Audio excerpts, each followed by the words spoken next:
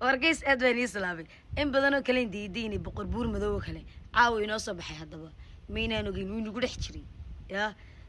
ninka wada arkaysan waa Suldaan Xuseen wuxuu yiri dhalinyarada inta naga xidhana loo soo daayo inta kale dariinaysa neerid ka daaya Suldaan midhaa ku raacsanay dhalinyarada kala maqana ahna kala shaqeynaysa soo qabaleed